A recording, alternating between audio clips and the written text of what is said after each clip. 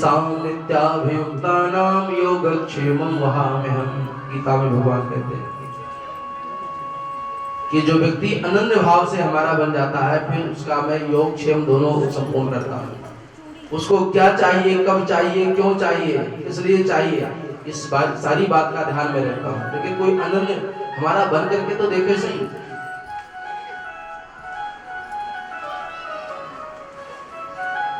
श्री भगवान कहते हैं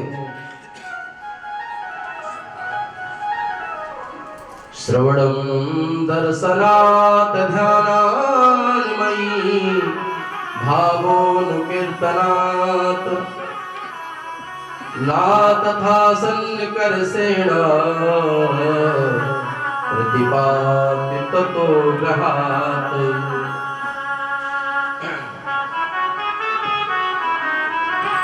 दृष्टं वनं कुसुमितं।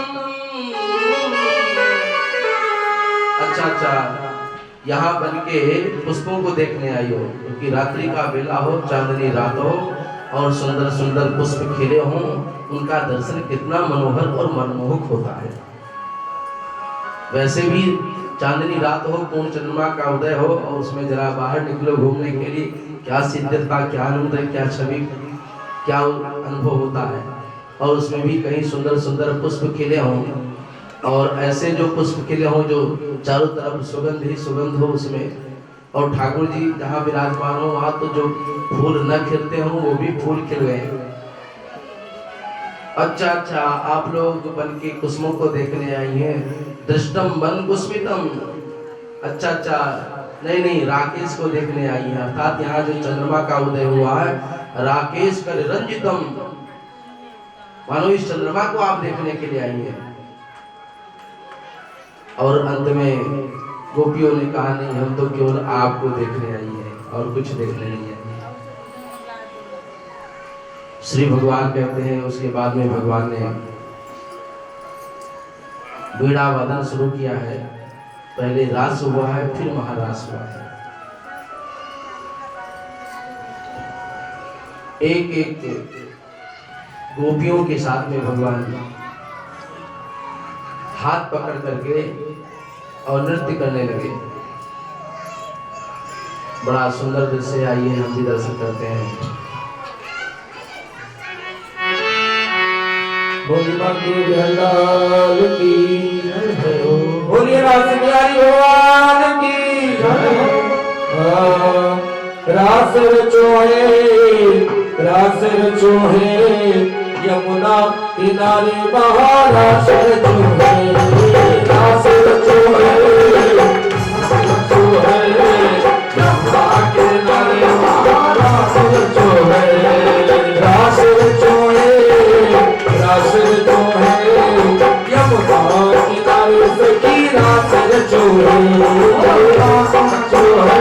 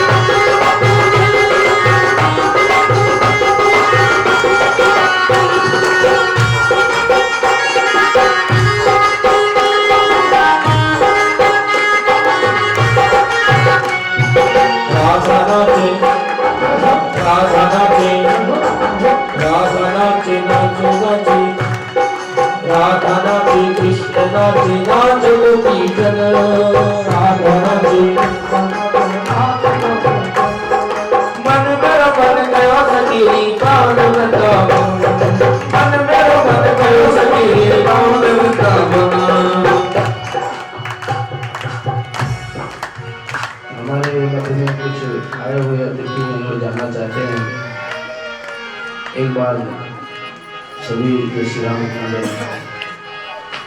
की पदाधिकारियों से आग्रह है कि सबका ससम्मान से उनको विदा करें। श्री विजय तिवारी, बंकू जी, मोहन बाबा जी, रवि मिश्रा, अजय शुक्ला, मिश्रा जी।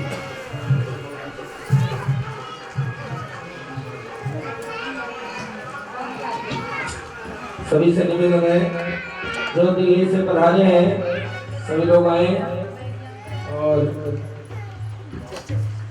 श्री राम मित्र मंडल उनका स्वागत अभिनंदन करता है। जय हो।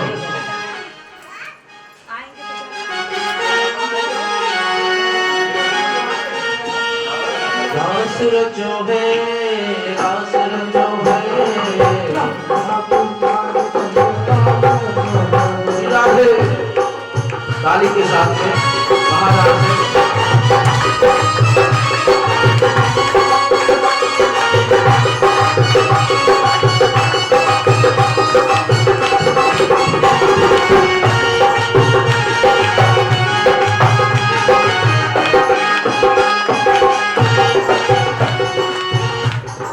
राधा नाचे कृष्ण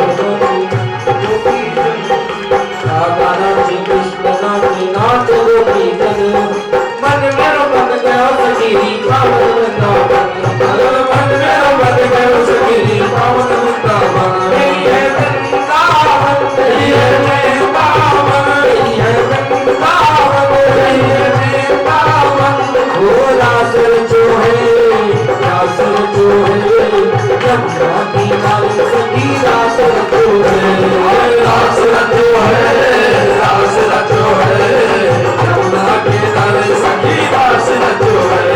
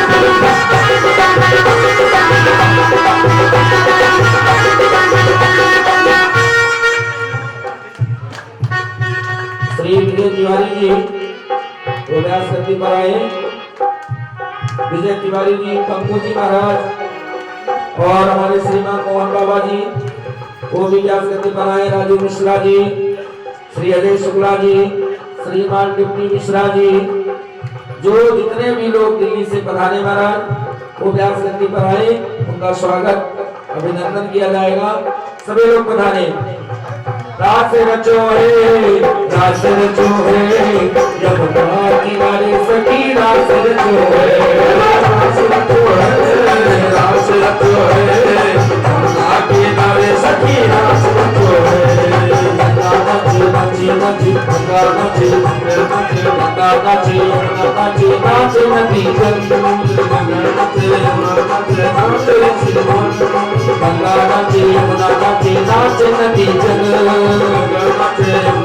नाची नदी जन मन मेरो बन गयो सखी पावन वृंदावन, मन मेरो बन गयो सखी पावन वृंदावन, यही है वृंदावन, वृंदावन यही है वृंदावन, यही है वृंदावन।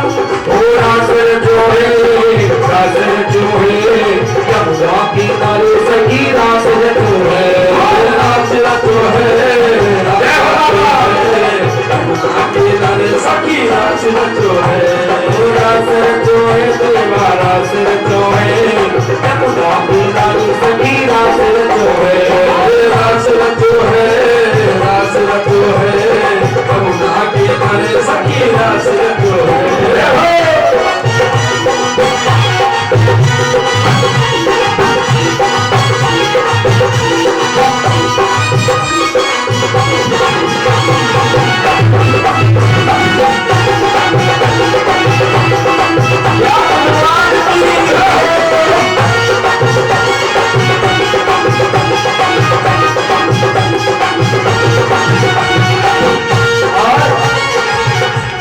रास में कौन कौन नाच रहा है महाराज?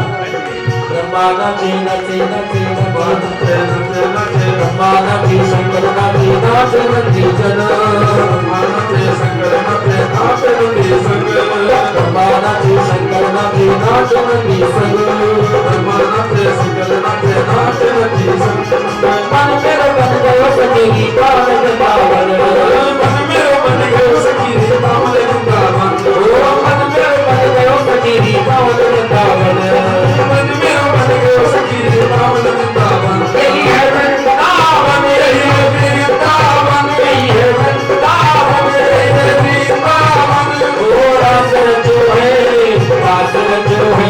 ब्रह्मा की नारी सखी रास जो है रास जो है रास जो है रास नारी सखी रास जो है रास भगवान की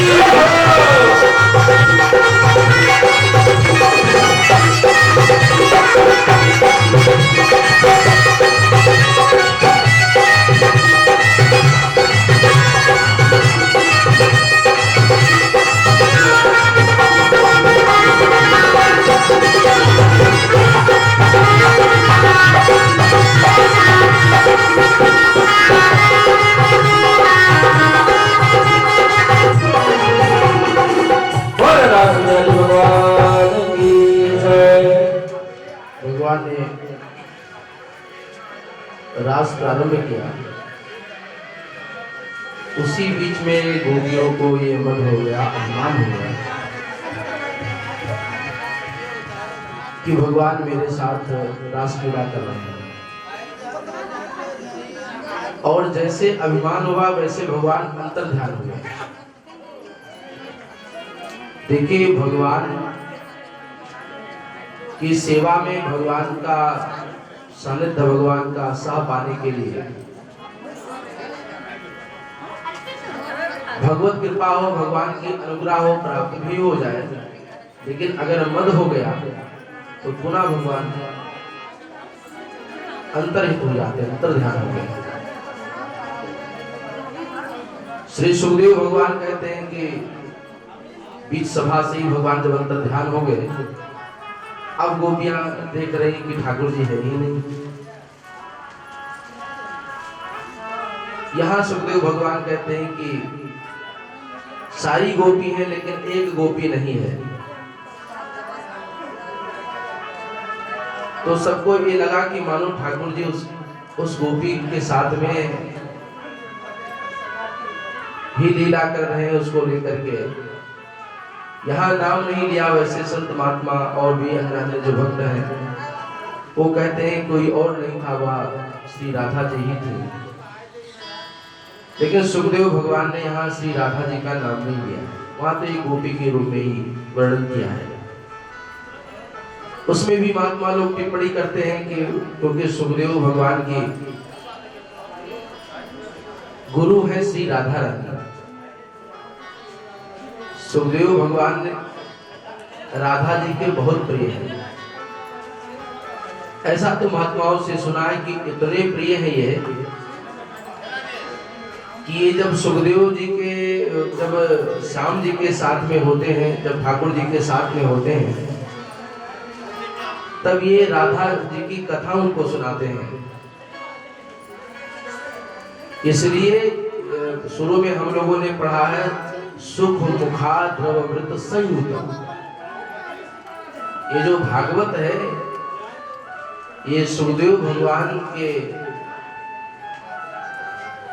मुख लगाने से ये अमृत है, क्योंकि ये अधरामृत से उनके प्रकट हुआ है। जब आप श्याम जी के होते हैं, पास में होते हैं, तब राधा जी की कथा सुनाते हैं, और जब राधा जी के पास में होते हैं तब भगवान श्याम सुंदर की कथा सुनाते हैं सुखदेव भगवान। और कथा तो ऐसी सुनी है कि जैसे हम लोग अपने बच्चों का मुख चूमते हैं, वैसे सुख का जो आगे का टोंट होता है, जब राधा जी इनके मुख से भगवान श्याम सुंदर की पावन लीला को सुनती हैं तो इतनी प्रभावित हो जाती हैं कि सुखदेव भगवान के मुख को अपने मुख में ले लेती है। जैसे कोई अपने बच्चे को अपने मुख में लेकर के और प्यार चूमता है, वैसे चूमती हैं, क्योंकि इतने इन मुखों से आपने हमारे ठाकुर जी की, हमारे प्राणेश्वर की आपने कथा सुनाई।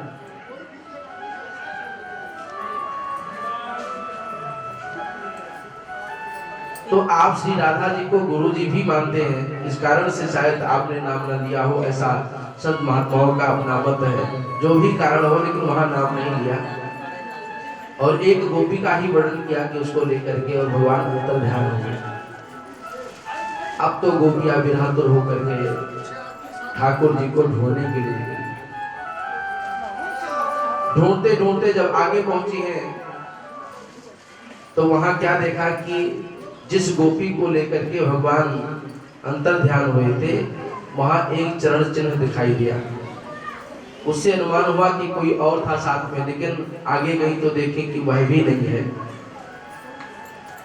अब सब नाना प्रकार के विलाप करती हैं कि हे भगवान, प्रेम की नौका में बिठा के हाय वियोग सताते हो तुम। पहले तो प्रेम की नौका में बिठा लेते हो, और जैसे कोई व्यक्ति नौका में बिठा ले कि भैया आओ तुम बैठो, मैं तुम्हें उस पार कर दूंगा, और कोई नौका में बिठाने के बाद में फिर बीच मझधार में जब पहुंचे तो बोले अब उतर जाओ। बोलो सच्चिदानंद भगवान की जय। कोई व्यक्ति आपको नौका में बिठा ले, हमें नौका में बिठा ले, और बीच मझधार में पहुंचे और बोले अब तो उतर जाओ, जाओ अब नहीं बैठना है। सोचो क्या दशा होगी। वो नौका में बिठाया था कि डुबोने के लिए लाया था। गोपियां कह रही वही हालत तुम्हारी है। पहले तो तुम हम सबको प्रेम में बिठा लिए, प्रेम नौका में, और अब जब ये समय पार होने हुआ तो बीच मझधार में पहुंचे तो तुम हमें छोड़ करके चले गए। और सब मिल करके यमुना तट पे पहुंची, और ऐसा भी वर्णन आता है कि जब आगे पहुंची तो जो गोपी भगवान के साथ गई थी, वह भी उसको भी भगवान, क्योंकि उसको भी मत हो गया। उसको मत ये हो गया कि भगवान केवल हमें ही चाहते हैं, केवल हमसे प्रेम करते हैं। और कभी कभी ये प्रेम भक्तों में भी देखा गया है कि वे ये चाहते हैं कि केवल भगवान की पूजा मैं ही करूं, केवल भगवान मेरे रहे और किसी। यद्यप सत्य तो ये है कि भगवान सबके हैं। कभी कभी मंदिरों में देखा जाता है, लोग ये चाहते हैं कि मैं जो चढ़ाया हूँ वो चढ़ा ही रहे, कोई दूसरा उसको न उतारे। शंकर जी आदि पे मैंने बहुत बार देखा कि लोग कोई फल चढ़ाता है, कोई फूल चढ़ाता है, और कोई उतार दे तो उतारे कितने बिगड़ जाते हैं। महाराज पूछो मत, चढ़ा रहे, अरे तुम चढ़ा दी, तुम्हारा चढ़ गया, कोई और चढ़ाएगा। जब आपने भगवान को समर्पित कर दिया तो भगवान का हो गया। ये भाव रखोगे नहीं मेरा ही चढ़ा रहेगा, ये ठीक नहीं है, क्योंकि भगवान तो सबके हैं। उस गोपी को मान हो गया कि भगवान ने सबको छोड़ा, केवल मुझे लेकर के चले। तो जानते हो भगवान से क्या बोली? भगवान से बोली बहुत थकावट हो गई। तो भगवान ने कहा क्या करूं? तो बोली जरा हमें कांधे पे उठा लो तो बड़ा अच्छा रहेगा। भगवान ने कहा अच्छा ठीक है। ठाकुर जी बोले वो तो कमछलिया थोड़ा है। बोले ठीक है, मैं आओ कांधे पे उठा लेता हूँ। और भगवान वहां झुके, और जैसे अपने टांग को गोपी उठाई है भगवान के ऊपर चढ़ने के लिए, कंधे पे बैठने के लिए, वैसे वहां से भगवान अंतर ध्यान हो गए। बोलो सच्चिदानंद भगवान की। अब तो वो भी ढूंढ रही है भगवान को, और सब मिल करके यमुना पुलन पे पहुंची हैं, यमुना तट पे पहुंची हैं। और वहां एक गीत गाया है उन्होंने, जिसका नाम है गोपी गीत।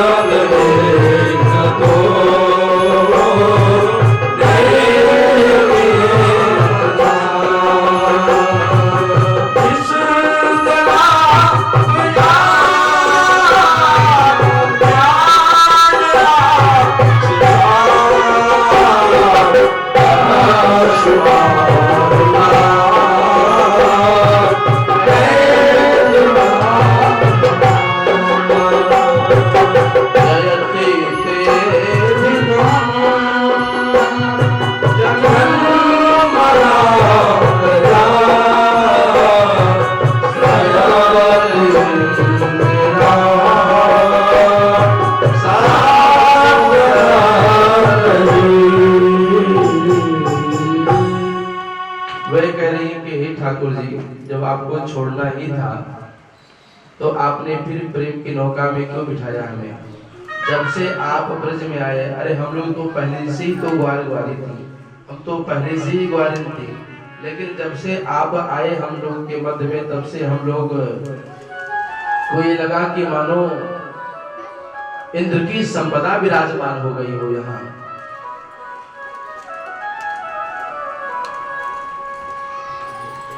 जन्म ना ब्रजा, आपने जब से ब्रज में जन्म लिया है, श्रेयत इंद्रा सस्वदत्र ही, इंद्र का ऐश्वर्य भी फीका पड़ गया। आपके यहाँ आने से इंद्र का वैभव भी फीका पड़ गया।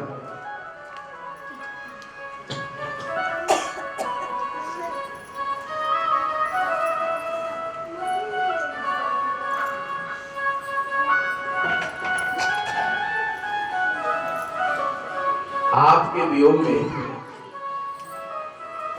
एक किसी ने बड़ा सुंदर भाव दिया है कि आपसे हमने प्रेम किया तो उसके बदले आपने क्या दिया? मुझे कैसा दिया ये इनाम? ये इनाम कैसा दिया है? यही इनाम? बोले कौन सा इनाम दिया? बोले दिन तो कट जाए, कटे नहीं रतिया। दिन तो किसी प्रकार कट जाए, लेकिन रात्रि पूरा जा करके तेरा इंतजार करना पड़ता है। और तेरे से प्रेम करने का क्या यही फल है? यही नाम हमें मिला है। गोपियां नाना प्रकार की उलाहना देती हैं कि अगर आपको हमें मानना ही था तो विष से क्यों बचाया, उस अजगर से क्यों बचाया, हमें कालिया से क्यों बचाया आपने? जब आपको ही मारना था तो पहले ही मार देते, तो फिर बचाने की आवश्यकता क्या पड़ी आपको?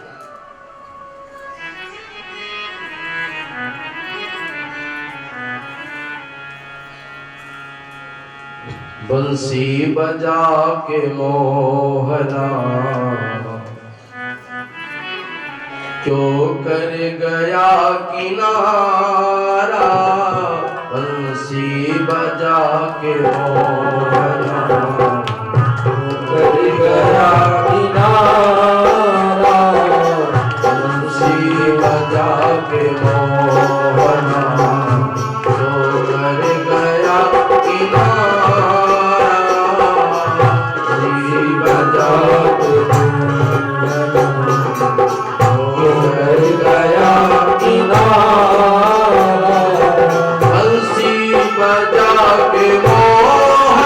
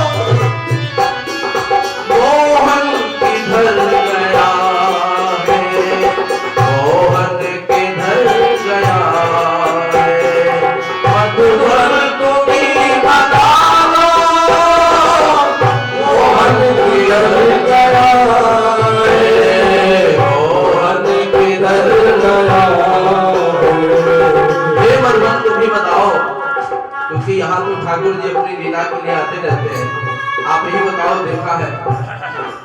लेकिन मधुबन क्या बताए, क्योंकि उस मधुबन से भगवान गायब हैं तो वह भी परेशान है। गोपियों ने कहा ये क्या बताएंगे। मधुबन तुम्ही बता दो, मोहन किधर गया। मधुबन तुम्ही बता दो, मोहन किधर गया। ऐसा सुलझ गया, ऐसा सुलझ गया, ऐसा झुलस गया, ऐसा झुलस गया, ये सुंदर बदन तुम्हारा, ऐसा झुलस गया,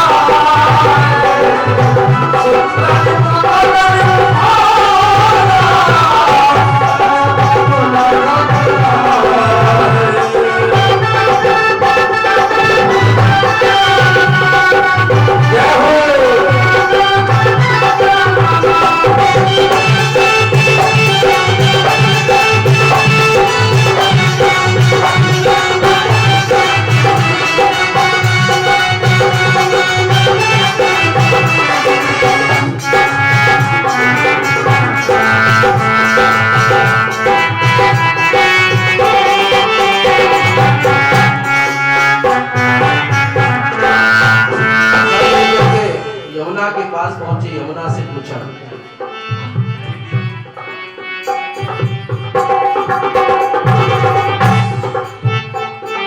यमुना तुम्ही बता दो, छलिया किधर गया।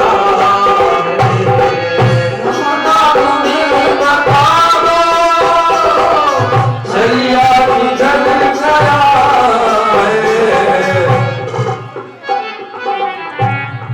यमुना आप ही बताएं। यमुना तुम्ही बता दो, छलिया किधर गया।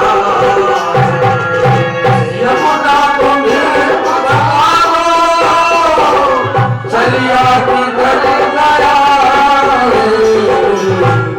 यमुना जी कहने लगी मैं क्या बताऊं,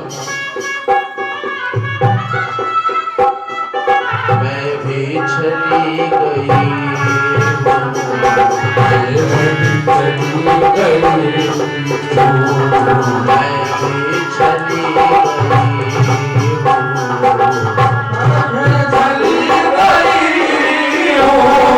और विश्वास न हो तो देखो इंडियन धारा जो निकली है,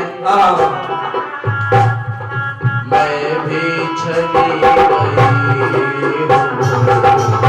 भी चली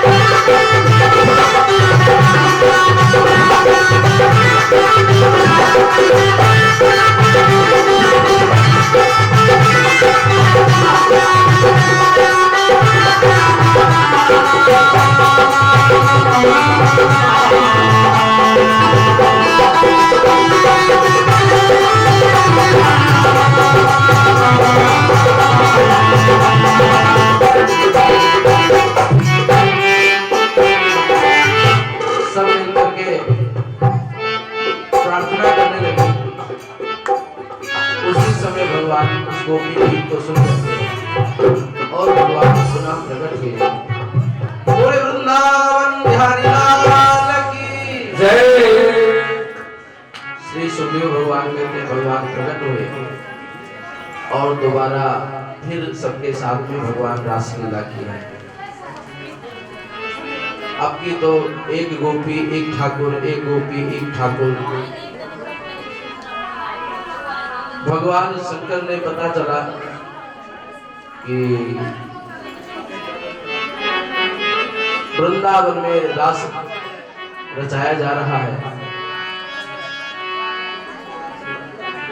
तो गौरा जी से बोले कि हमें भी चलना है। तो बोले वहां किसी पुरुष का प्रवेश वर्जित है। तो बोले कोई बात नहीं, हमारा श्रृंगार कर दो, हम स्त्री बन जाएंगे।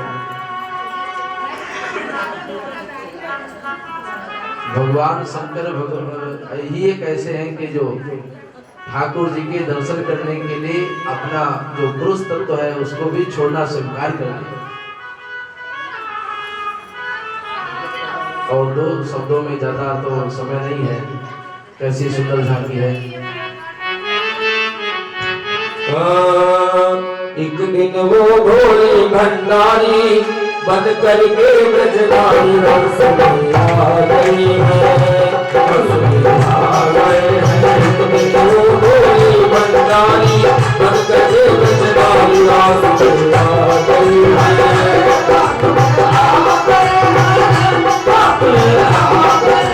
पार्वती जी बना बिहारी, पार्वती जी बना बिहारी, हमारे दुलारी रस में आ गई है, रस में आ गए हैं, रस में आ गए हैं।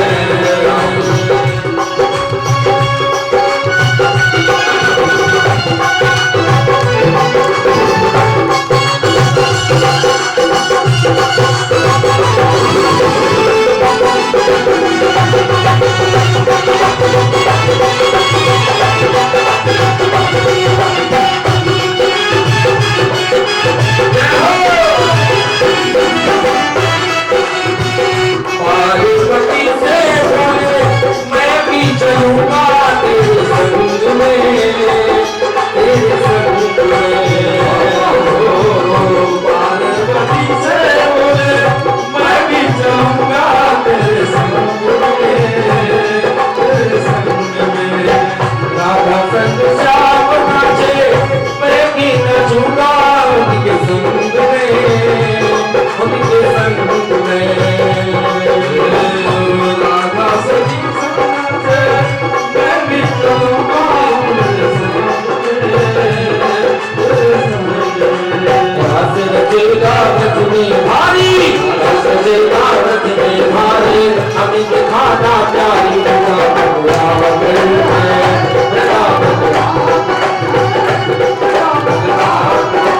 पार्वती जी बना बिहारी, पार्वती जी बना बिहारी, हमारे दुलारी बजा गई है।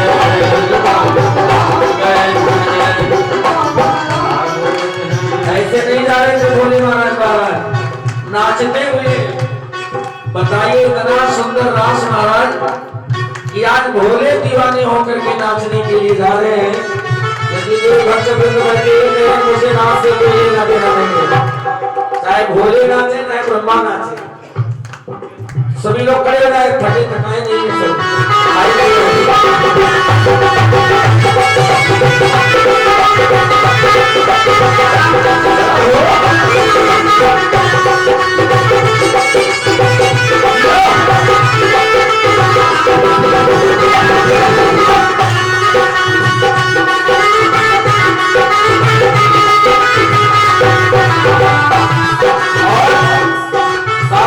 मुझे ऐसा बना दो कि किसी को पता न चले कि मैं बाबा हूँ या भोले हूँ।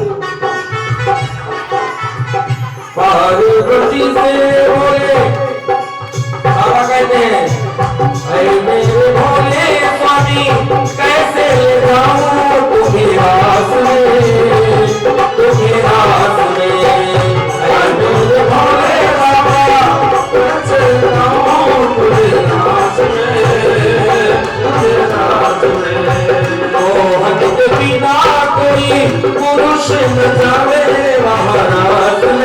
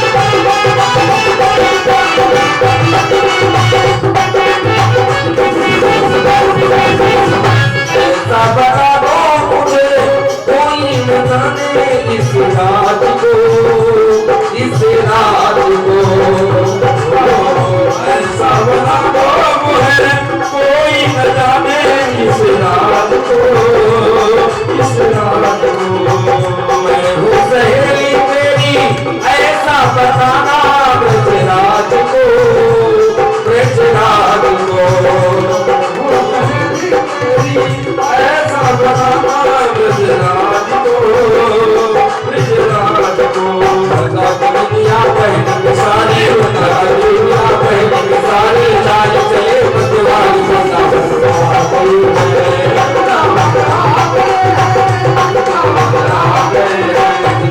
भोले भंडारी, भोले भंडारी,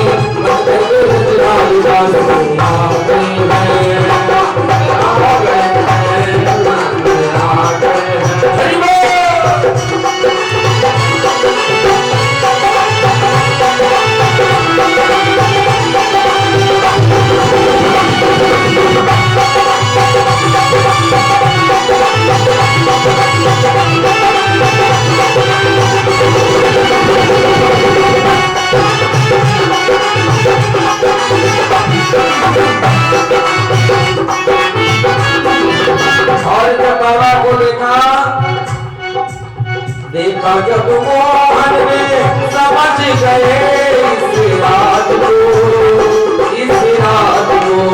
देखा जब मोहन में समझ गए इस रात को, इस रात को।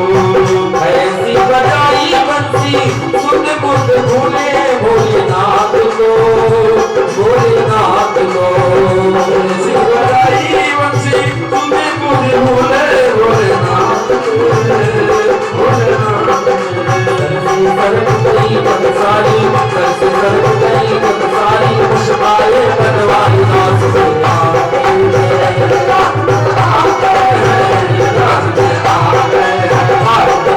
मना तुम्हारी हमारे पुरानी रात में आ गए, रात में आ गए, रात में आ गए। भोले भंडारी मन करके पुरानी रात में आ गए, रात में आ गए, रात में आ गए, रात में आ गए। बोलिए रासबिहारी भगवान की।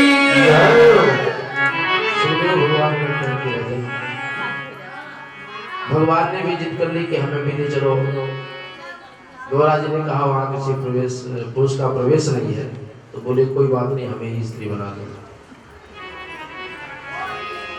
कानपुर से नथुनिया मंगाई, ओट पे को बुलानी लगाई।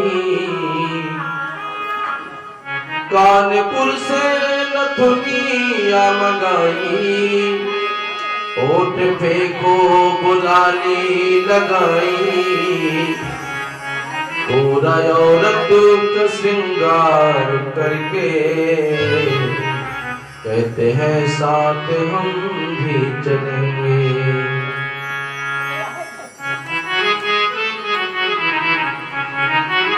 भोलेनाथ जनाना बनके कहते हैं साथ हम भी। महाराज कहते हैं कि देश तो बनाया, पहुंच गए। रासलीला होने चला लगा तो भगवान ने देखा, तो भगवान ने कहा ये गोपी कौन सी है, क्योंकि भगवान ऊपर तो थोड़ा चुन्नी वगैरह डाल रखे थे, जो भी साड़ी पहन रखा, लेकिन अब वो जो बाल थे जूड़ थे, वो हम माताओं का जूड़ा तो थोड़ा ही, और भगवान का जूड़ा तो कहाँ उतना वो लंबा टीला दिखे, तो दूर से ही दिखे कि ये कोई और है। बोले कुछ तो लगता है कोई और है ये। इतने भगवान पहचान गए। महाराज की बड़ी सुंदर लीला हुई है, सबने नाचा है। अभी आपने जैसा कहा कि ब्रह्मा नाचे, विष्णु नाचे, शंकर, सब के सब महाराज का आनंद लिए। चारों तरफ से सुंदर मधुर मोरों की आवाज आने लगी, मोर कोहकने लगे। जितने थे सब के सब आनंदित हो गए। स्वयं के भाव को भूल करके श्री सुखदेव भगवान कहते हैं जो गोपी कोई और नहीं है, जिन्होंने अपने इंद्रियों को पी लिया हो, जिनकी इंद्रियां विषयों के तरफ न बढ़ती हो, वही गोपी है।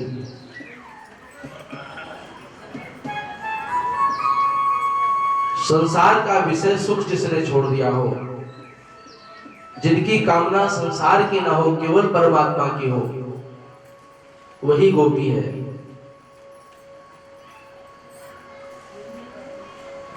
और ये वेद के मंत्र ही गोपी बन करके प्रकट हुए हैं, जो केवल परमात्मा के लिए ही है। श्री सुखदेव भगवान कहते हैं कि गोपियों ने बड़ा आनंद लिया। आइए थोड़े शब्दों में हम भी थोड़ा आनंद करते हुए फिर आगे बढ़ेंगे, क्योंकि फिर कंस का उद्धार की कथा का वर्णन हम श्रवण करेंगे। वृंदावन नाचे मोर मैं भी नाचूंगी, वृंदावन नाचे मोर मैं भी नाचूंगी, वृंदावन नाचे मोर मैं भी नाचूंगी, वृंदावन नाचे मोर मैं भी नाचूंगी, नाचूंगी नाचूंगी मैं तो नाचूंगी, नाचूंगी नाचूंगी मैं तो नाचूंगी, नाचूंगी नाचूंगी मैं तो नाचूंगी, नाचूंगी नाचूंगी मैं तो नाचूंगी,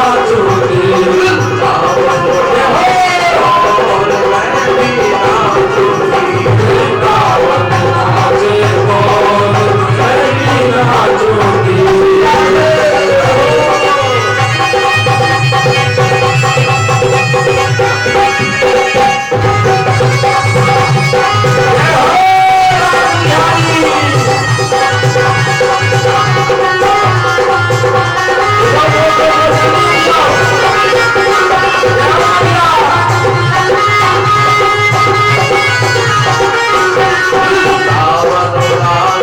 और मैं भी नाचूंगी, वृंदावन नाचे और मैं भी नाचूंगी।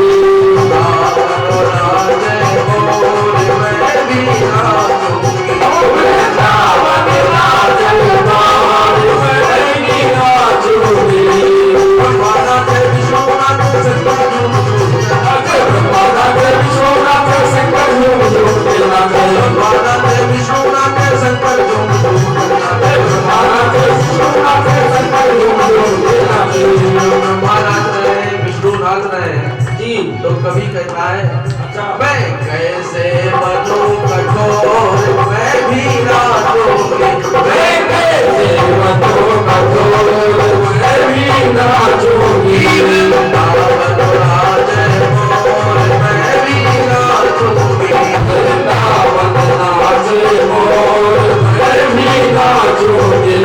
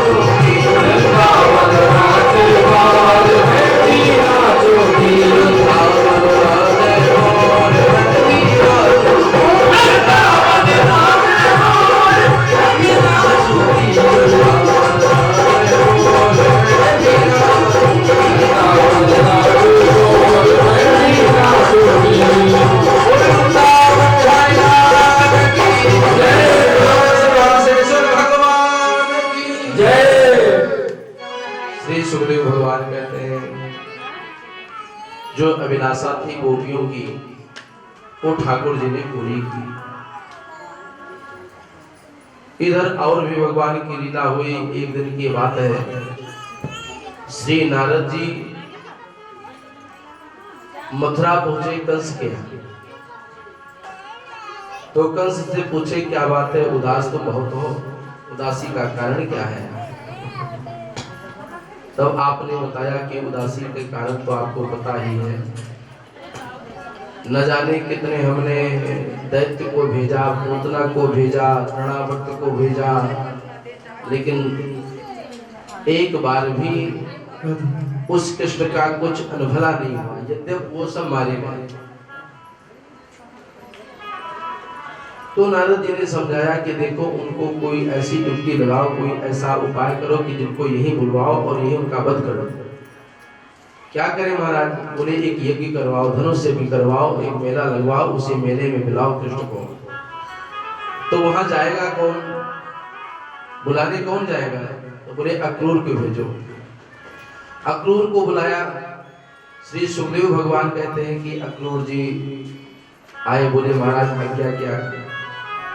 समझ तो गए बात तो कुछ गड़बड़ है, क्योंकि कंस इतने आदर से हमें बुला रहा है। जो व्यक्ति कभी सीधे मुंह से बात न करता हो और अगर वो प्रेम से आपको पुकारे तो समझ जाओ कि कुछ ना कुछ गड़बड़ है। बोलो सच्चिदानंद भगवान की।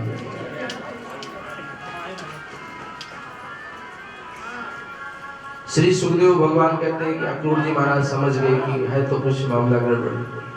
बोले महाराज आज्ञा क्या है?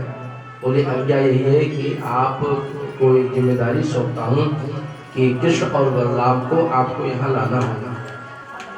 ठीक है, चल दिए। सुखदेव भगवान कहते हैं कि चले, लेकिन मन में भगवान के प्रति बहुत सी बातें उनके मन में बैठ रही है कि अरे मेरा नाम अक्रूर है, मैं दोनों बालकों को लाऊंगा, कंस मार डालेगा, इसकी जिम्मेदारी, इसका दोष, इसके वध का कारण मैं बनूंगा। मन में नाना तरह की कल्पनाएं उठ रही हैं, लेकिन अब आदेश है कंस का तो उसे छोड़ भी नहीं सकते हैं। दशा वैसे हुई कि जैसे रावण ने मालिक से कहा कि तू या तो मुंह बंद करके जा, अगर जाएगा नहीं तो मैं तुझे यही मार डालूंगा। सोचा अंत में कि अगर मरना ही है तो क्यों ना राम के ही हाथ से मरे, तो इसलिए वो चला गया। आज वही स्थिति अक्रूर जी की हो रही है। अक्रूर जी यह सोच रहे हैं कि अगर मैं नहीं जाता हूँ तो भी बात बिगड़ जाएगी, और अगर मैं जाता हूँ उन छोटे बालकों को, कृष्ण बलदेव को कदाचित मैं लेकर के यहाँ चला आया और कंस मार डालेगा तो उस हत्या का भी पाप हमें लगेगा, हम भी तो सहायता, क्योंकि ये शास्त्र कहता है कि आप किसी अपराध में उतने ही सहायक हैं जितना अपराध करने वाला है। यदि आपकी मंतव्यता है, यदि आप उसमें सहयोग करते हैं, आप मंत्र देते हैं, आप गलत काम के लिए किसी को उकसाते हैं, किसी को लोग प्रेरित करते हैं, तो उतने सजा कहते हैं उससे ज्यादा सजा आपको भुगतनी पड़ती है, नियम है। लेकिन अब कहा है तो जाना पड़ेगा ही। श्री सुखदेव भगवान कहते हैं कि पहुंचे अक्रूर जी, सायं का बेला था, धूल धूसरित भगवान गौचारण करके वापस आ रहे थे और आकर के अक्रूर जी के चरणों को पकड़ लिया, प्रणाम किया। अक्रूर जी को बिठाया गया, आसन आदि दिया गया, भोजन आदि कराने के बाद में फिर नंद बाबा जब आपस में चर्चा करने लगे कि आगमन कैसे हुआ। देखो एक नियम है अतिथि का कि अगर कोई अतिथि आए तो पहले उसकी सेवा करो, उसके बाद में उससे पूछो कि आपका आगमन क्यों हुआ है। पहले ही मत पूछो कि अरे क्या काम है, क्यों आए हो।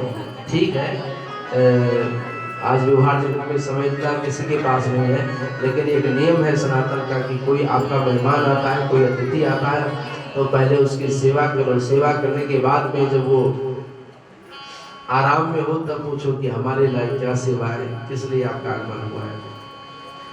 नंद जी ने पूछा तो बताई सारी बात। नंद जी सहम गए। नंदरानी को पता लगा, बोले नहीं हम तो अकेले जाने नहीं देंगे, ठाकुर को अपने से अलग करेंगे नहीं, तो वैसे भी कंस दुष्ट है।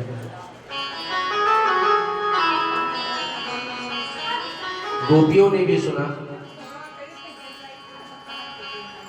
कि कृष्ण मथुरा जा रहे हैं, तो वह सब भी उनको रोकती हैं, मैं जाने नहीं दूंगी।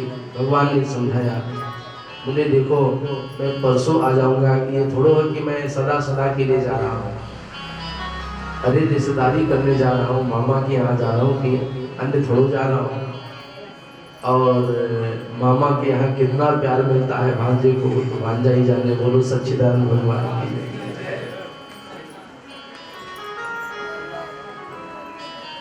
इसलिए मामा के यहाँ से कोई और सगा संबंधी होगा क्या? मामा से बड़ा कोई प्यारा नहीं, और मामा से बड़ा कोई दुश्मन भी नहीं है। बोलो सच्चिदानंद भगवान।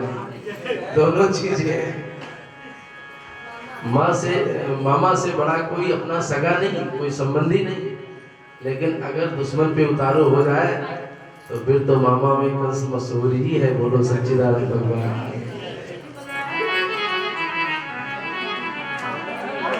श्री सुखदेव भगवान कहते हैं कि भगवान ने समझाया सबको, भाई मामा के यहाँ तो जा रहे हैं, कि अलग थोड़ा जा रहे हैं, परसों आ जाएंगे।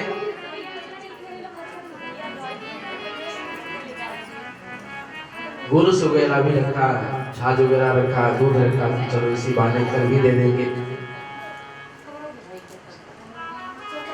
गोपियां सब रोक लेती हैं, भगवान सबको अस्वस्थ करते हैं, मैं जल्दी वापस आऊंगा, चल दिए। यमुना के पास में जैसे पहुंचे तो अक्रूर जी ने कहा कि मैं जरा यमुना जी स्नान कर लूं। भगवान ने कहा रे इसमें कोई पूछने वाली बात है क्या?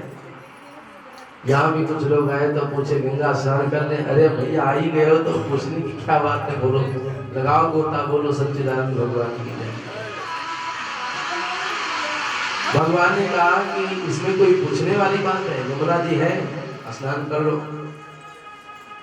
और जैसे यमुना जी में स्नान गोता लगाया है, श्री भगवान कहते हैं कि कृष्ण और बलराम को जल के अंदर ही अक्रूर जी ने दर्शन किया। छटपटाए एकदम, अरे राम राम ये कहाँ आ गया, तो डूब ही जाएगा। बाहर निकले, बोले वो तो रथ पे बैठे हुए हैं।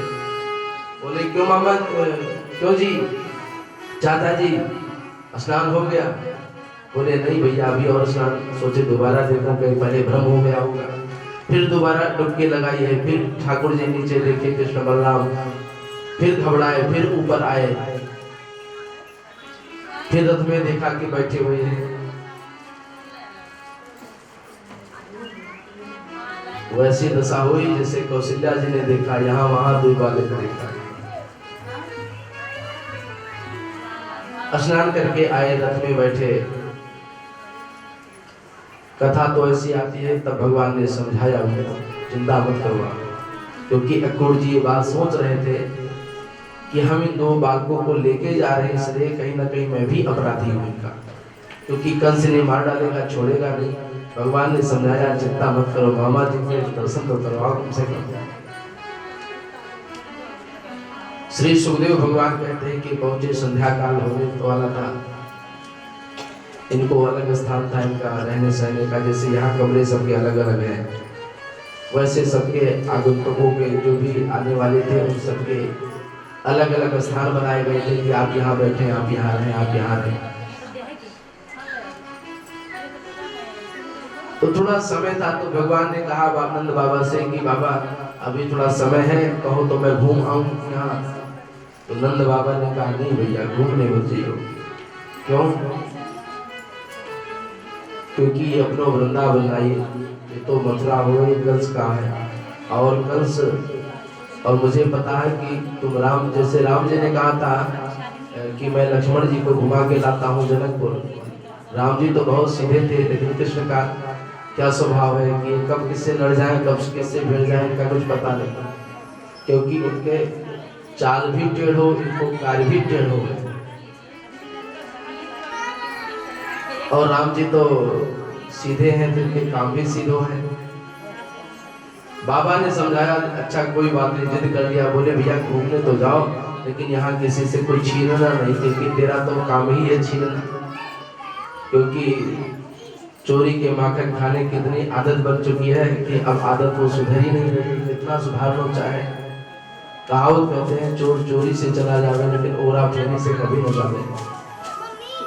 जो आदत बन जाती है व्यक्ति, वो कितना भी समझदार या सभ्य समाज में रहे, कितना वो सजग रहे, कितना सावधान रहे, लेकिन फिर भी वो अपने व्यवहार से कहीं ना कहीं बाज आ ही जाएगा। तो समझाया कि आप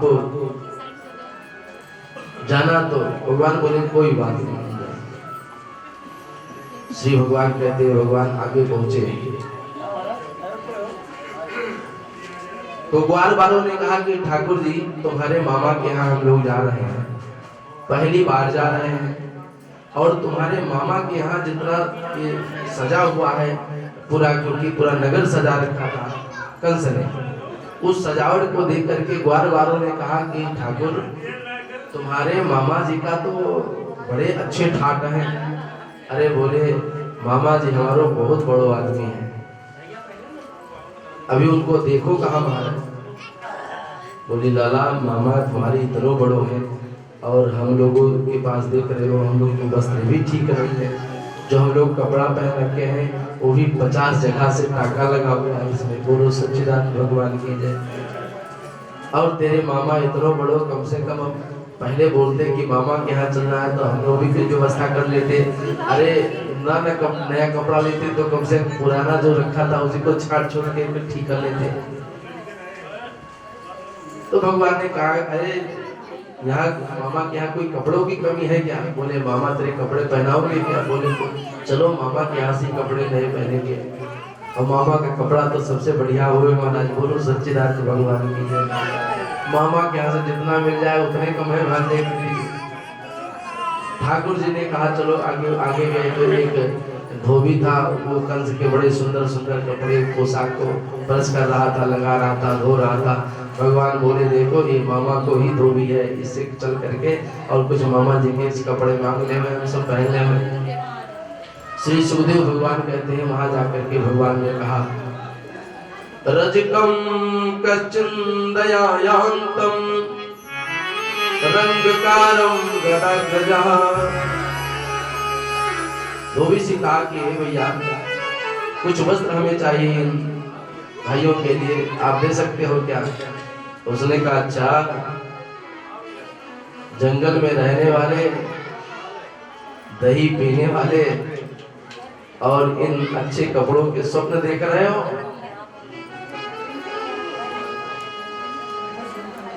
यदास वरिसामेवं प्रार्थयत यत जीविषः। श्री भगवान कहते हैं कि भगवान ने कहा आसानी से दे दो, प्रेम से दे दो। उसने कहा प्रेम से क्या कर लोगे? भगवान ने कहा बताऊं क्या कर लूंगा। और भगवान ने उस कपड़ों को छीन लिया और एक लगाया भी, कहा कि जाकर के मामा से बता दो कि भांजा आ गया है। जबरदस्ती भगवान ने छीन लिया। अब सबको पहना दिया, पहना तो दिया महाराज, लेकिन सुखदेव स्वामी ऐसा वर्णन करते हैं कि कंस तो बहुत विशाल है, बहुत हट्टा कट्टा है, और छोटे छोटे ग्वाल बाल। अब बड़ों के कपड़े कोई छोटों को पहना दे तो कैसा लगेगा? बोलो सच्चिदानंद भगवान की। बोले वो ऐसे लग रहे थे कि जिस रास्ते से निकले वहां किसी झाड़ू वाले की जरूरत न पड़े, अपने आप ही झाड़ू पोछा बन जाए, सब पूरा रास्ता साफ कर दे। तो वैसे बोले कि ठाकुर कपड़ों तो अच्छो, लेकिन साइज का नहीं, बहुत बड़ा साइज है।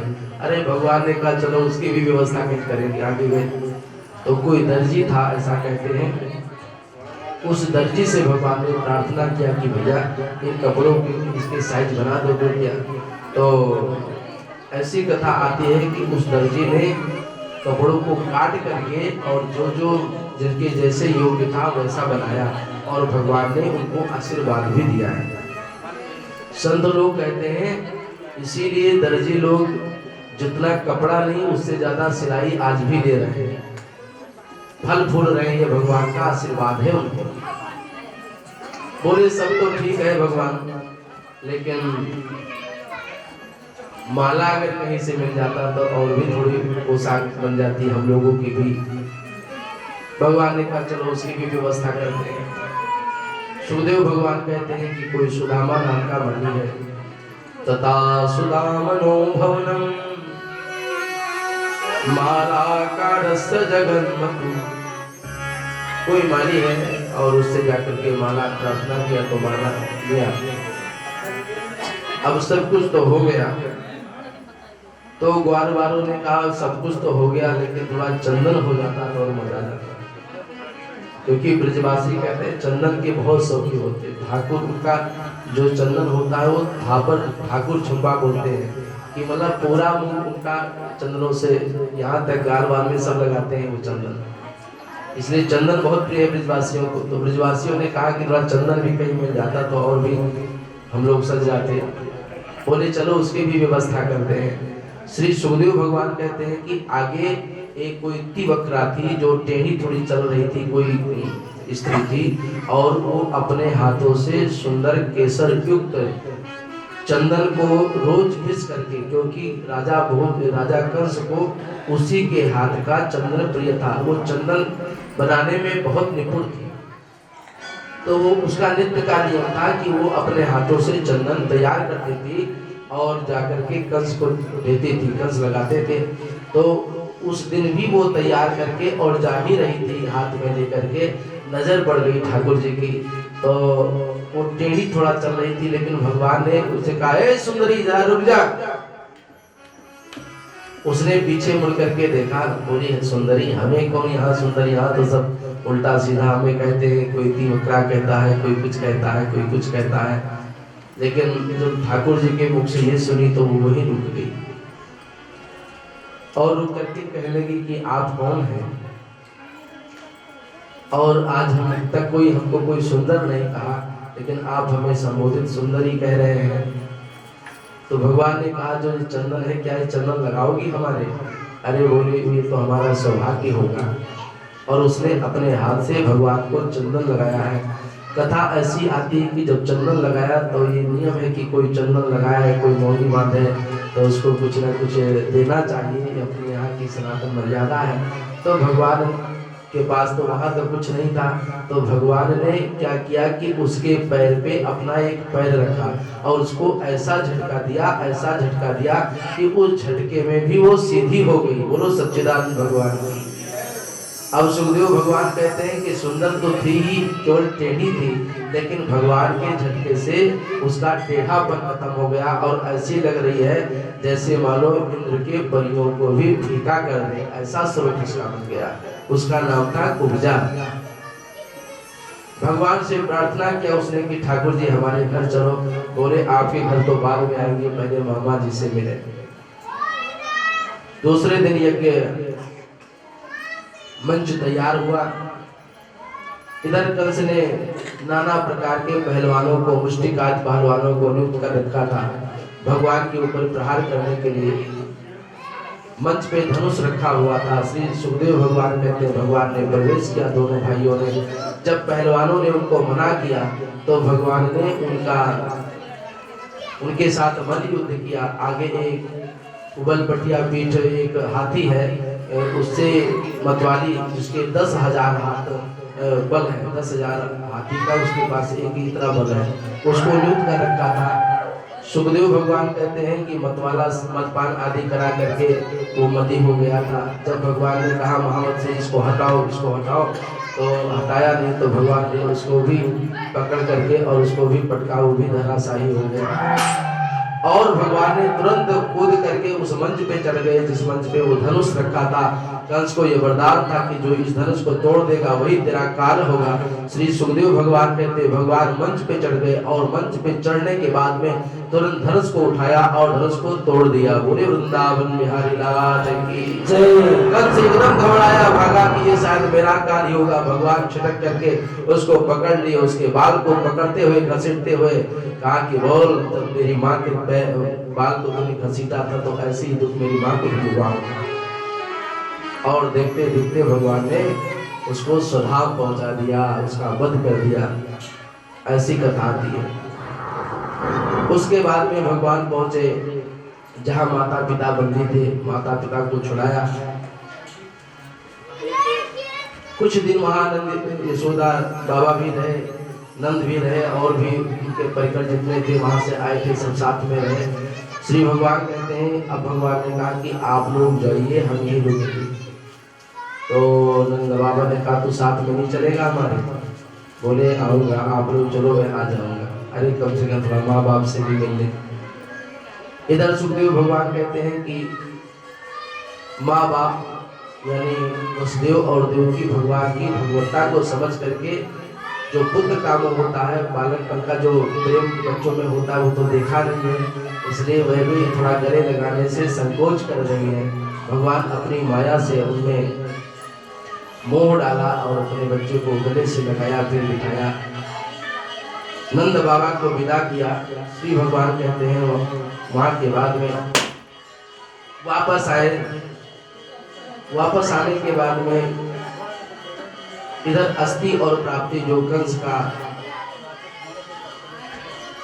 जो पत्नी है, उनके पक्ष से जब उनको उनके भाई आदि को पता चला, जरासंध आदि को पता चला, तो वो भगवान पे आक्रमण किए। ऐसी कथा आती है। 17 बार आक्रमण किए और 17 बार वो पराजित रहे। इधर श्री भगवान कहते हैं कि एक दिन की बात है, वहाँ उद्धव जी जो परम ज्ञानी हैं, उनके साथ और भगवान के आपस में बात हो रही थी। तो भगवान उन गोपियों की चर्चा कर रहे थे। तो उद्धव ने कहा क्या तुम जब देखो जब केवल गोपी गोपी रखते रहते हो? तो भगवान ने कहा नहीं, वो सब बहुत प्रेम हमसे करती है। तो बोले कितना प्रेम करते हैं? बोले खुद जाकर के देखो। और एक पत्र भी है, वहाँ गए हैं।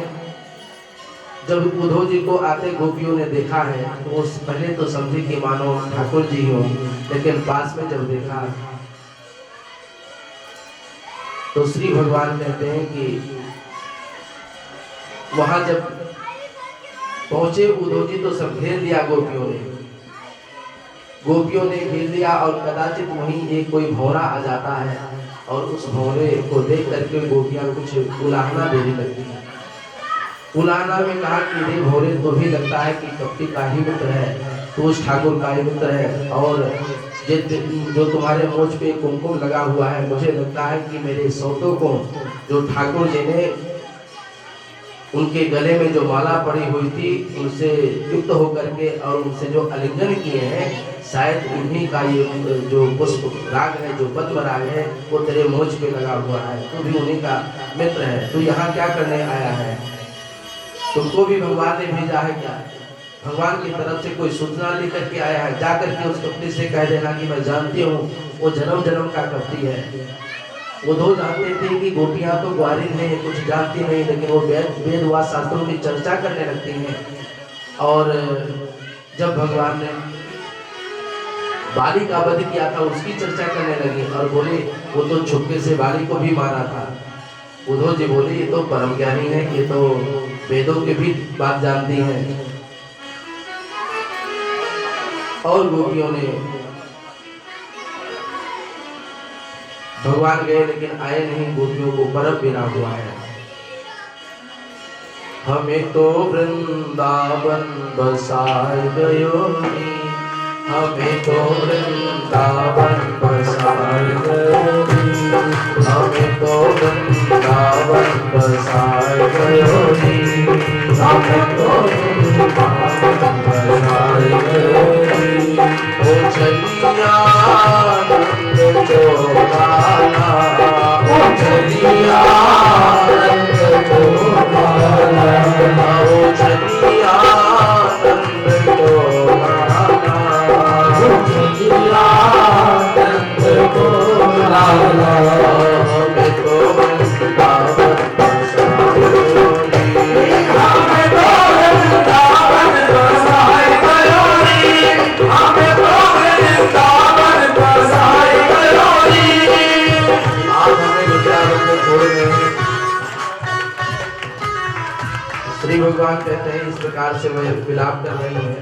उद्धव जी ने जब उनको ज्ञान दिया तो वो भगवान से प्रार्थना करती हैं कि हे प्रभु, आप सच कह रहे हो कि मैं ज्ञान को अपनाऊं, मैं तत्व को अपनाऊं, लेकिन हमारी समस्या यही है। ओधो मन न भये 10-20, ओधो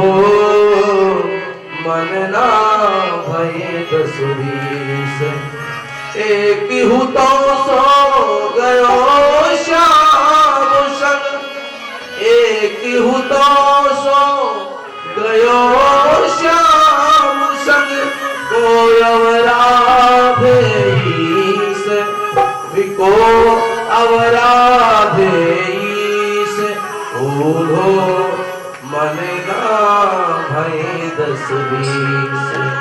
अगर 10-20 मन होता तो एक मन से मैं आपके बात को मान जाते, लेकिन अब फायदा कुछ नहीं है। ऐसे करते करते 6 महीने तक उद्धव जी वहां रहे, वापस आए। इधर जरासंध ने आक्रमण किया 17 बार। श्री सुखदेव भगवान कहते हैं 18वें बार ब्राह्मणों को बुला करके अनुष्ठान बिठाया उसने, और कहा कि महाराज ऐसा मंत्र जपो कि इस बार मैं पक्का जीत जाऊंगा। अब ब्राह्मण लोग भगवान के आगे प्रणाम करें और बोले, हे भगवान, मंत्र क्या जपना है, आप ही हमारी लाज रखो, आप ही कल्याण कर सकते हो, मंत्र क्या जपना है भगवान से। ब्राह्मण प्रार्थना ही तो करता है, अगर कोई ऐसी जिम्मेदारी ले लेता है तो वो हाथ ही जोड़ता है कि भगवान अब इज्जत आपके ही हाथों में है। स्थिति वैसे हुई, ब्राह्मण लोग तो भगवान का स्तुति करें कि हे भगवान तुम हार जाओ तो अच्छा होगा। भगवान ने कहा, अच्छा हमें हारने के लिए प्रार्थना कर रहे हो? बोले, हमें कुछ पैसे मिल जाएंगे, हमारा भी खर्चा पर्चा चल जाएगा ठाकुर जी, अगर तुम जीत गए तो फिर हमारा तो गया और ऊपर से जो दंड मिलेगा वो छोड़ करके। भगवान ने कहा, स्वीकार, उसमें मैं स्वीकार कर लेता हूँ। भक्तों के लिए, ब्राह्मणों के लिए ठाकुर जी तो हारने के लिए भी तैयार हो। और इस बार जब चढ़ाई किया है तो उस बार भगवान का नाम पड़ा रणछोड़, और भगवान वहां से भागे। उससे पूर्व ही भगवान ने सबकी व्यवस्था द्वारिकापुरी में कर रखी थी। द्वारिका के अंदर सुंदर विश्वकर्मा को आदेश करके भगवान ने द्वारिकापुरी बसा दी। श्री भगवान कहते हैं और काल यवन का भी वध किया। श्री भगवान कहते हैं जब जरासंध रास्ते में भगवान को खदेड़ रहा था, उसी समय उधर से काल यवन आ गया, और काल यवन भी भगवान से बहुत द्रोह रखता था, तो वह भी जरासंध के साथ में होकर के और भगवान को मारने के लिए भगवान के पीछे पीछे भगवान आगे भागे। और कथा ऐसी आती है कि भगवान एक गुफा में प्रवेश कर गए, और उस गुफा में जब भगवान पहुंचे तो पीछे से काल यवन भी वहां पहुंचा और वहां सोते हुए एक व्यक्ति को जगाया, और जैसे जगाया तो उसकी आंखें खुली तो भस्मीभूत हो गया जल करके काल यवन। यहाँ परीक्षित ने पूछा कि महाराज कैसे भस्मीभूत हो गया? तो बोले, वो कोई और नहीं था, वो राजा मुचकुंद थे, और इंद्र के यहाँ एक बार गए थे युद्ध में। युद्ध होने के बाद में जब आप बहुत थके हुए थे तो उन लोगों ने कहा कि बताओ क्या वरदान चाहते हो? तो बोले, मैं सोना चाहता हूँ, मुझे कोई स्थान बताओ कि जहाँ मैं जाकर के सो जाऊं, लेकिन मैं जागूं तो अपनी इच्छा से जागूं, अगर कोई मुझे जगा दे तो फिर वो भस्म हो जाए। आज मौका मिल गया, भगवान को बात याद आ गई और भगवान उसी में जाकर के उसका वध करवा दिए। जब वो उठा तो भगवान की स्तुति किया। इसके बाद में कथा आती है रुक्मिणी मंगल का। बोली सच्चिदानंद भगवान की जय। एक विदर्भ देश के राजा हैं, उनके 5 पुत्र हैं, एक पुत्री है जिनका नाम है रुक्मिणी, पुत्र है रुक्मी आदि। तो राजा तो अपनी पुत्री का विवाह ठाकुर जी से करना चाहते हैं, लेकिन जो उनके पुत्र हैं वो नहीं चाहते हैं। वो चाहते हैं किसी धनवान व्यक्ति से, बलवान व्यक्ति से, ऐश्वर्यवान व्यक्ति से हो। वो नहीं चाहते हैं कि ये ग्वारों के बीच में रहने वाला कृष्ण, इससे मैं अपनी बहन का विवाह करवाऊं। तो और उधर जो रुक्मिणी जी हैं वो नारद आदि संतों आदि के द्वारा भगवान के चरित्र को सुन करके ये मन में संकल्प कर लिया है कि अगर मैं विवाह करूंगी तो ठाकुर जी से ही करूंगी, भगवान से ही करूंगी। श्री भगवान कहते हैं इधर शिशुपाल से इन्होंने विवाह तय कर दिया, अपने बहन का 3 दिन बचा। तो अब रुक्मिणी जी सोच में पड़ गई, बोली अगर ठाकुर जी से मेरा विवाह नहीं होगा, क्योंकि मैंने अपना तन मन धन तो भगवान को ही समर्पण कर दिया है। और आर्य नारियां होती हैं, वो एक बार अपने तन को किसी को समर्पण कर देती है तो वह दूसरे को फिर देखने भी नहीं देती है। श्री सूत जी महाराज कहते हैं रुक्मिणी जी ने मन ही मन से तो भगवान को पहले ही समर्पण कर दिया था। वह कह रही है अगर ठाकुर कोई और हमें ले जाएगा तो फिर मैं बचूंगी नहीं, अपनी प्राण हत्या कर लूंगी, मर जाऊंगी, आदि आदि बातें को लेकर के। लेकिन सोच रही कि कम से कम एक बार तो ठाकुर जी को कैसो न कैसो संदेशा भिजवा दिया जाए। उसके बाद में आएंगे तो उनका काम है, नहीं आएंगे तो कोई बात नहीं, देखा जाएगा। तो वो ब्राह्मण को बुलाती हैं और ब्राह्मण को बुला करके निवेदन किया कि आप द्वारका जाइए और वहाँ पर प्रेम पत्र लिखा और कहा जाकर के ठाकुर जी को दे दो। ब्राह्मण गया है। श्री सुखदेव भगवान कहते हैं कि भगवान ने यथाउचित उनका स्वागत सत्कार किया है। सत्कार कराने के बाद में उनको अंदर ले गए अपने अंतापुर में। भगवान ने चरण दबाए, भोजन आदि कराने के बाद में फिर पूछा कि ब्राह्मण देवता आपका आगमन क्यों हुआ है, आपकी गृहस्थी ठीक चल रही है ना, बताइए किस लिए आप आए हैं। तो बोले महाराज एक संदेशा लेकर के आया हूँ, एक पत्र लेकर के आया हूँ आपके लिए। तो भगवान ने कहा कौन सा पत्र है, उसने दे दिया। तो भगवान ने कहा तुम ही पढ़ो। बोले महाराज ये प्रेम पत्र है, प्रेम पत्र उसी को पढ़ना चाहिए जिसके नाम का हो। और वैसे भी चिट्ठी, एक नियम है हमारे यहाँ कि चिट्ठी वही पढ़ता था, पत्री वही पढ़ता था जिसके नाम का हो, दूसरे की विधा नहीं है। तो ब्राह्मण ने कहा महाराज ये आपके नाम का है इसलिए आप ही इसको पढ़िए। अरे भगवान ने कहा ब्राह्मणों से कुछ छिपा नहीं है, ब्राह्मणों के लिए मैं सदैव खुला दरवाजा रहता है, आप ही पढ़ो। जब आप ही पत्र लेकर के आए हो तो आप ही पढ़ डालो, कोई बात, कुछ भी लिखा हो, कितना भी सिगरेट बात क्यों ना लिखा हो, लेकिन फिर भी आप ही पढ़ो।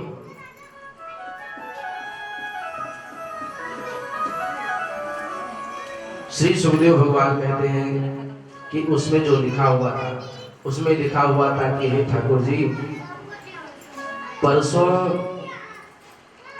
हमारा विवाह होगा।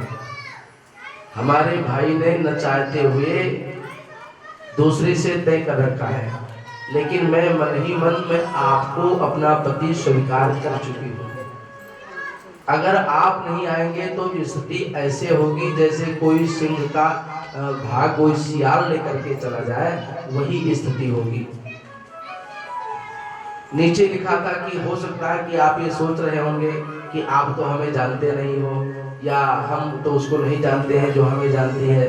तो आप भले हमें न जानते हो, लेकिन मैं आपको जानती हूँ। बोले कैसे जानती हूँ? बोले संत महात्माओं के द्वारा मैंने सुना है। और भगवान को जानने की सबसे सुंदर विधा यही है।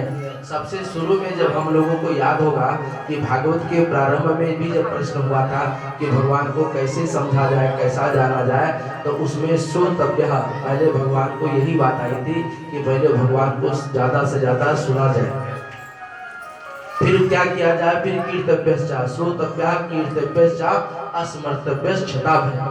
पहले भगवान के बारे में खूब सुना जाए, फिर भगवान का स्मरण किया जाए। और ऐसे जब लगातार एक श्रृंखला चलेगी तो एक न एक दिन भगवान से प्रेम स्वाभाविक हो जाएगा।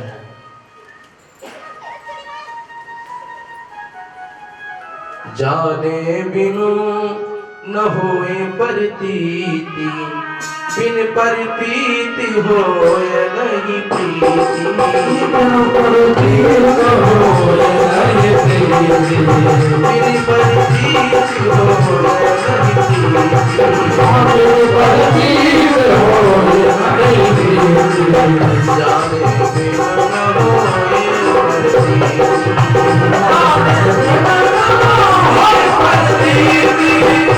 इसलिए भगवान को जानने के लिए सबसे पहले भगवान की कथा सुनो। रुक्मणी जी यही बात कह रही, विभीषण जी भी जाते हैं तो भगवान ने पूछा कैसे आए, श्रवण सुयस सुनि आयो। मैंने सुन करके, जो हनुमान जी ने आपके बारे में, आपके स्वभाव के बारे में, आपके चरित्र के बारे में, आपकी प्रभुता, आपकी महिमा जो हमसे गाई थी, तब मेरी हिम्मत हुई कि हम जाएं आपके पास, इसलिए मैं आया हूँ। यहाँ रुक्मणी जी भी यही बात कहती हैं, श्रुत्वा गुणान भुवन सुंदर, श्रुत्वा गुणान भुवन सुंदरम शृण्वतामुते। आपके गुणों को सुन करके मैंने संकल्प किया है कि आपको अपना पति बनाऊं। ये सब बात नहीं, और समय ज्यादा नहीं है, और समय हम लोगों के पास भी कम है, क्योंकि यहाँ की एक मर्यादा है कि कथा का अपने विश्राम का समय है। जो समय है उस समय से ज्यादा हम लोग यहाँ बोल नहीं सकते हैं, इसलिए वो भी हमारा समय है। और भगवान के पास भी ज्यादा समय नहीं है, क्योंकि रुक्मणी जी ने कहा कि ज्यादा समय नहीं है, अगर आओगे नहीं तो बात बिगड़ जाएगी। श्री सुखदेव भगवान कहते हैं कि भगवान पहुंचे वहां और रुक्मणी जी को लेकर के उनका हरण करके निकले। रास्ते में अन्य जो राजा रुक्मणी को पाने के लिए आए थे वे सब भगवान को घेर लिए, यहाँ तक कि रुक्मिणी आदि ने भी घेर लिया, लेकिन भगवान ने सबको परास्त करते हुए और द्वारका पहुंचे हैं। अब तो द्वारका पहुंचे तो आज सजाया गया गया रुक्मणी जी का श्रृंगार किया गया। आइए शादी तो बाद में ही होगी, पहले उनके थोड़े श्रृंगार हम सब कर लेते हैं। कोई कन्या जब विवाह मंडप से पहले उसको मेहंदी आदि की रस्म है, तो जरा हम मेहंदी आदि की रस्म पूरा करते हुए आगे बढ़ेंगे। श्री सुखदेव भगवान कहते हैं, आओ मेरी सखियां मुझे मेहंदी लगा दो। जय हो। रुक्मणी जी प्रार्थना कर रही है सभी सखियों से, आओ मेरी सखियां मुझे मेहंदी लगा दो। खड़े हो जाओ। मुझे श्याम सुंदर की दुल्हन बना दो। मुझे श्याम सुंदर की दुल्हन बना दो। मुझे श्याम प्यारे की दुल्हन बना दो। आओ मेरी हाय हाय आओ मेरी, आओ मेरी हाय हाय आओ मेरी, आओ मेरी सखियां मुझे मेहंदी लगा दो। मेहंदी लगा के मुझे अंग अंग सजा दो। मुझे श्याम प्यारे की दुल्हन बना दो। मुझे श्याम प्यारे की दुल्हन बना दो। मुझे श्याम सुंदर की दुल्हन बना दो। मुझे श्याम सुंदर की दुल्हन बना दो। देखिए भैया, रुक्मणी मैया को सखियां सजा रही है, तो मैं सखियों से निवेदन करूंगा कि वो खड़ी हो जाए। मुरलिया वाले सावरिया प्यारे, मुरलिया वाले सावरिया प्यारे, मेरा दिल तुझमें कुर्बान। मुरलिया वाले मेरा दिल तुझमें कुर्बान। मुरलिया वाले मुरलिया वाले सावरिया प्यारे, मुरलिया वाले सावरिया प्यारे, मेरा दिल तुझमें कुर्बान। मुरलिया वाले मेरा दिल तुझमें कुर्बान। मुरलिया वाले